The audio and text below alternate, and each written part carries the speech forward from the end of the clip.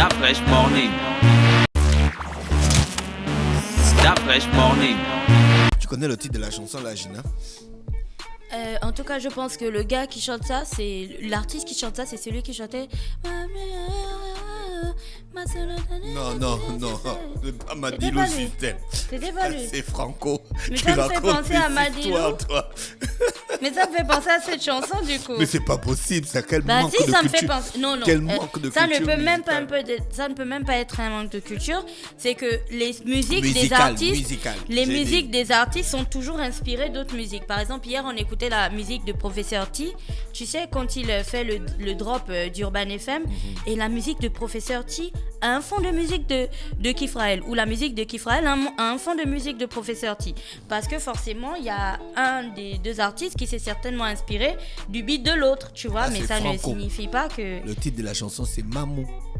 Bon, Mamou, C'est je le connais, remix voilà. de Chris Da Crazy. Mais ça me fait aussi penser à... Bon, Ah non, c'est un remix de Jeffrey et Chris Da Crazy. Bon, Madilou System, il chantait...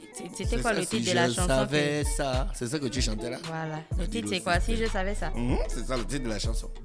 Bah, ça ressemble aussi à... Mamou, tu vois, ça aurait très bien pu s'appeler Mamou, quoi.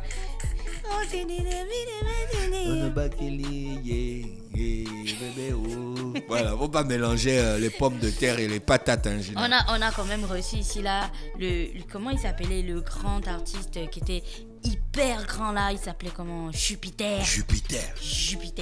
Ah, ça c'était Et un en grand ce moment, artiste. il fait Mais c'était toujours- pas, il fait la toujours des radio tournées, n'était hein. pas ici. Il fait toujours des tournées, Jupiter. Oui, il est toujours à fond. Il est dans des pays, genre il fait l'Europe, les États-Unis, des trucs comme ça. Il blague pas, Jupiter. D'accord. Merci, Gina. On parle donc de quoi ce matin? On parle des industries culturelles ce matin parce que si vous l'avez entendu lorsque je présentais les grands titres du journal L'Union ce matin, je parlais de ces 2,7 milliards de francs CFA qui constituent le montant de l'enveloppe qui a été débloquée par l'Union européenne pour soutenir les acteurs culturels de la sous-région. Donc l'Afrique centrale et forcément le Gabon donc, est à l'intérieur et d'une certaine manière, on pourrait profiter aussi d'une partie de cette enveloppe. Donc, en lisant cet article ce matin, j'ai été traversée par un fort sentiment de tristesse parce que, du coup, j'ai un petit peu repassé en revue une rubrique que j'avais faite il y a plusieurs années déjà où je parlais de l'importance pour notre pays de soutenir la culture parce que les industries culturelles ailleurs, surtout lorsqu'on parle de diversification de l'économie, on ne doit pas voir uniquement la diversification de l'économie avec des industries minières, des industries de transformation du style du bois en meubles, des barres de la ferraille en barres de fer de construction et ce genre de choses. Diversification de l'économie, ça passe aussi par cette question de la valorisation de la culture et par l'établissement d'une industrie culturelle avec un super fort potentiel. Pourquoi? Parce que sous d'autres cieux, la culture rapporte de l'argent. Il y a des pays qui n'ont pas le manganèse, qui n'ont pas le fer, qui n'ont pas, je ne sais pas, X, Y, Z trucs,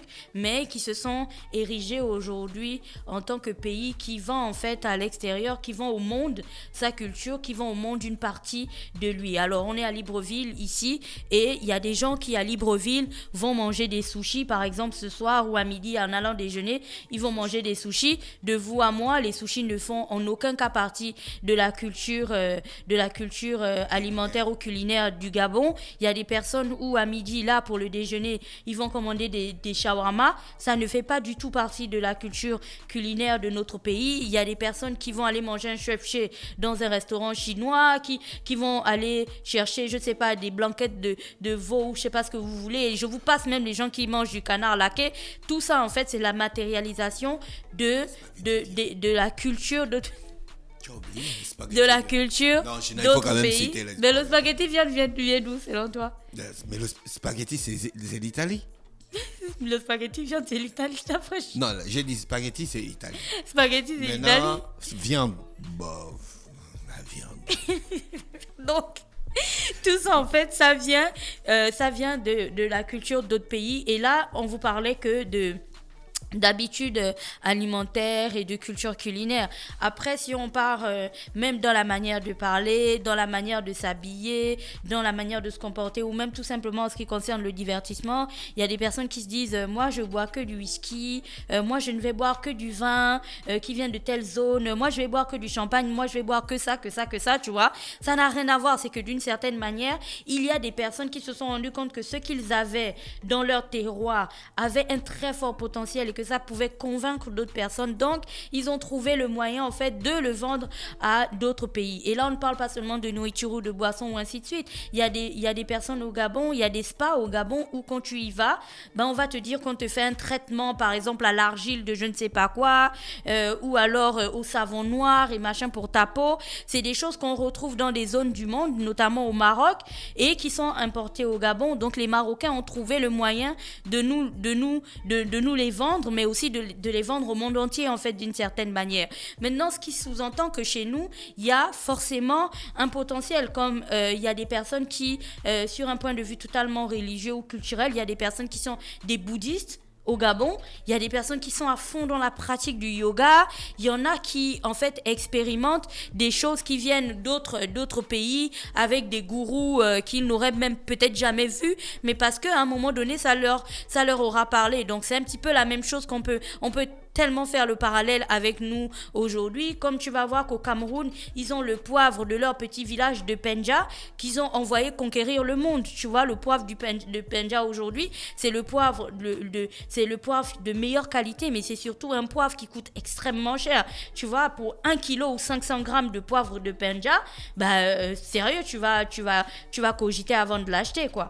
Donc, il y a des choses à faire et c'est cette industrie culturelle-là qui peut être une plus-value, en fait, qui peut participer à la diversification de l'économie d'un pays. Encore que si on reste dans l'industrie culturelle, tout simplement l'industrie culturelle, l'industrie du spectacle, là encore, il y a matière à faire. Tu vois, il y a tellement d'événements qu'on organise souvent au Gabon avec des artistes internationaux qui viennent. Aujourd'hui, tout le monde danse le Killing Them de comment il s'appelle, de cet artiste Burna Boy, qui s'est inspiré en fait d'un artiste nigérian à la base. Tu te souviens, il faut que je retrouve son nom, il a son fils aussi qui jouait le saxo, comment il s'appelle? Fela. Voilà, qui s'est inspiré beaucoup de Fela Kuti. Donc à travers Burna Boy, c'est une manière pour le Nigeria, donc via Burna Boy, de vendre un petit peu de leur culture, parce que quand tu vas écouter Burna, tu vas vouloir savoir d'où vient en fait cette inspiration, et en lisant plusieurs articles, on va te dire c'est inspiré de Fela. Donc tu vas repartir écouter Fela, et là tu vas avoir un petit peu l'histoire de la musique ivoirienne. Si on reste nigériane, si on reste toujours dans cette industrie du spectacle, vous allez comprendre que quand on parle de cinéma, quand on parle de domaine audiovisuel, de production vidéo, de production, quand on parle de production vidéo, pas uniquement des films, hein. Ça peut être des documentaires, ça peut être des éléments spéciaux, enfin bref, de production de contenu.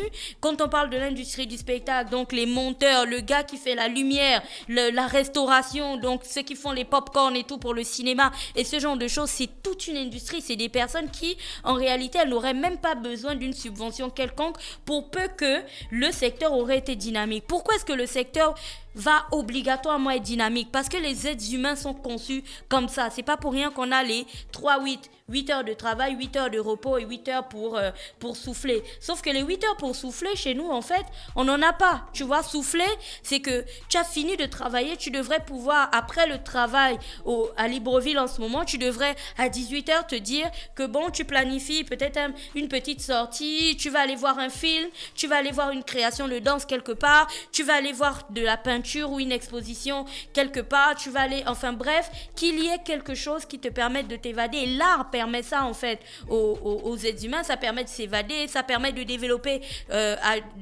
le côté créatif de chacun, pour peu que tu t'asseyes là dans un musée, parce que tous autant que nous sommes, quand nous voyageons, qu'est-ce qu'on va faire?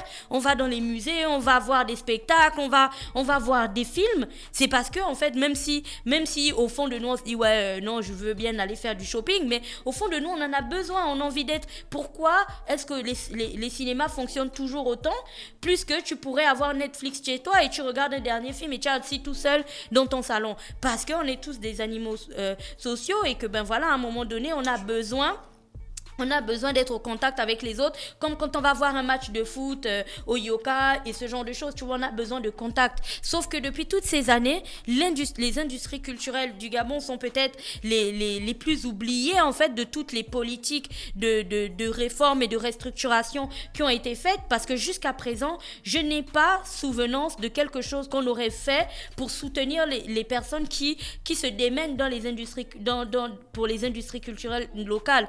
Aujourd'hui, en fait, c'est vraiment l'industrie culturelle du Gabon. Ce qui fonctionne, on pourrait qualifier cette industrie comme étant l'industrie de je fais avec ce que j'ai, tu vois. C'est l'industrie de la débrouillardise. Si tu as envie de proposer un spectacle sur le long terme aux gens au Gabon, il faut que tu ailles supplier le gars qui a le matériel, qui lui aussi a des coûts, en fait. Il a du personnel à payer, parce que, en gros, il n'y aura pas de véritable retour sur investissement, parce que l'une des choses qui va vous coûter extrêmement cher, c'est même l'endroit où vous allez d'abord décider de mettre ce spectacle, parce que jusqu'à présent, si je fais une petite parenthèse et qu'on repart dans les années et qu'on repart en 2000, il faut que je trouve l'année, on était dans les années 2016 ou 2017 ou un petit peu plus tard, je ne me souviens plus, je vais trouver l'article exact. Vous vous souvenez très bien que le président de la République gabonaise avait décidé de mettre le cinéma, le Komo, à la disposition des artistes gabonais. Vous vous en souvenez quand même, ce n'était pas, je ne l'ai pas inventé. Donc depuis toutes ces années où le président avait fait cette annonce, à aujourd'hui, on ne dispose pas du tout d'une salle de spectacle. Je vais carrément reprendre ces termes. Il disait, s'agissant des espaces d'expression culturelle, non seulement nous allons réhabiliter la salle de spectacle du ministère de la Culture, mais également nous allons mettre à votre disposition, dans le cadre d'un partenariat public-privé, la salle de cinéma Le Como, toutes choses qui permettront de soutenir la création et l'expression artistique dans notre pays. Donc je pense que le président avait fait cette déclaration en 2016, c'était le vendredi 27 mai 2016. Aujourd'hui, où est-ce qu'on en est? Est-ce qu'on a vu une certaine évolution avec la salle de spectacle du Como? C'est qu'il y a une chose que le président dit, mais on est bien d'accord que c'est pas lui qui va venir réhabiliter la salle de spectacle du Como. Il a forcément donné des instructions. De 2016 à aujourd'hui, où est-ce qu'on en est?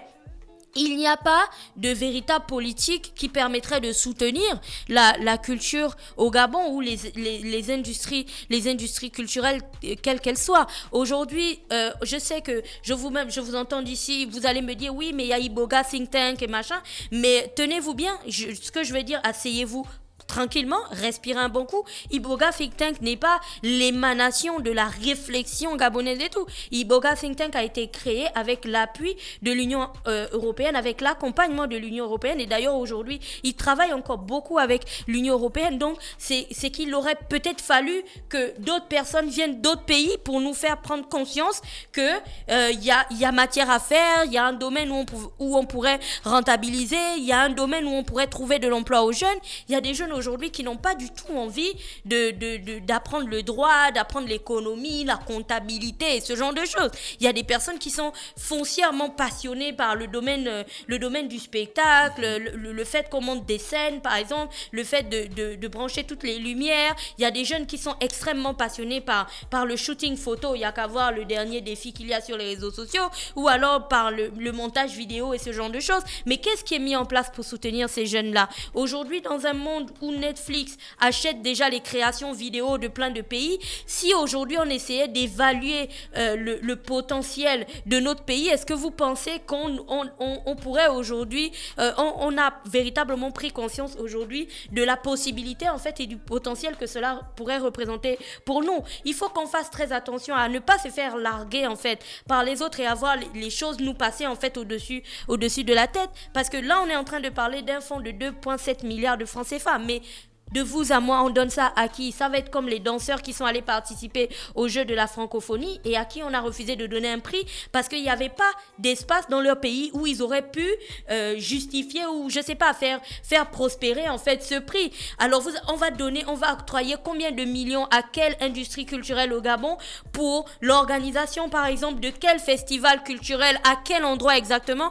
Désolé pour l'Institut français et tous les petits clubs qui se créent ci et là, je suis en train de vous parler d'un espace culturel gabonais créé et mis en place pour soutenir les artistes et les acteurs culturels locaux. C'est qu'on devrait avoir un espace culturel où quand tu vas, tu peux déguster des plats locaux, tu peux trouver des choses, enfin, que ce soit un espace où tu redécouvres véritablement des choses qui font notre richesse culturelle.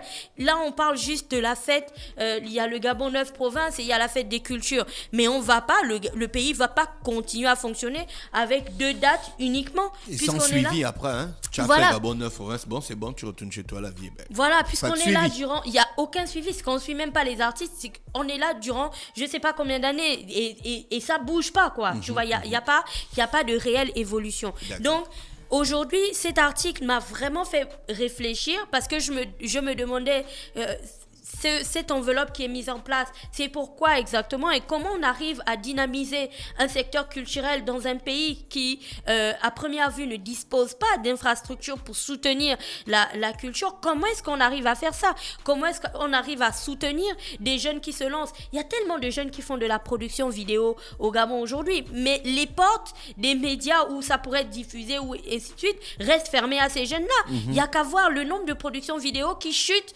sur les réseaux sociaux, Facebook, Instagram et ainsi de suite. C'est juste la manière que ces jeunes ont de dire que leurs productions vidéo n'ont pas...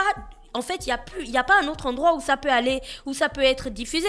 Au lieu de nous diffuser des choses, des séries brésiliennes et chinoises et sénégalaises et autres, quoique j'ai rien contre tout ça, mais est-ce qu'aujourd'hui, on ne pourrait pas... Je pense qu'à une époque, il y avait une sorte de partenariat comme ça avec la télévision où on voyait les choses de Doudou qui étaient diffusées. Il y avait plein de petites productions gabonaises qui étaient diffusées, Pongo et Wally et ce genre de choses. Après, tout a totalement disparu et on est revenu à des productions qui n'ont rien à voir avec notre pays, qui ne nous parlent même pas de notre environnement. C'est une chaîne en fait, c'est un cycle. C'est que moi je fais une vidéo, moi je suis caméraman par exemple, j'ai une idée, toi tu disposes du matériel, donc je viens te voir, ensemble on tourne le film, on donne à Fallon qui elle monte. Après quand le film est terminé, on donne à quelqu'un, Christian par exemple, qui pourra aller le vendre, qui va le vendre à la télévision, qui ensuite cherche aussi des partenaires à greffer dessus, genre le sponsoring ou de la publicité, ainsi de suite, qui est diffusé à la télévision,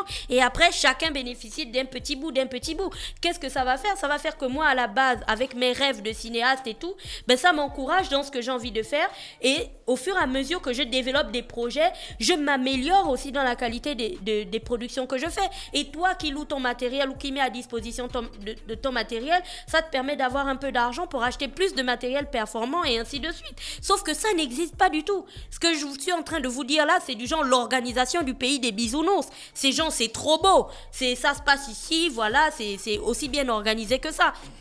Or, quand l'Union européenne parle de ces 2,7 milliards, aujourd'hui, tous ensemble, on devrait se poser et se demander si on allait bénéficier de ces 2,7 milliards, on les mettrait dans quoi exactement? On les mettrait où? Pour soutenir quelle politique culturelle? Sur combien de temps? Qui se déroulerait où?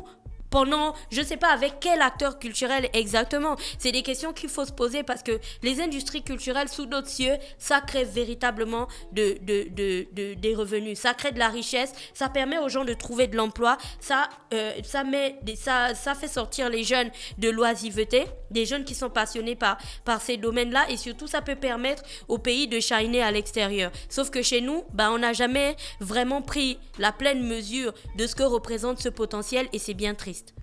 Voilà. Merci Gina qui était avec nous ce matin sur les 104.5 Urban FM, la station urbaine dans le petit clin d'œil civil. Stop Fresh Morning.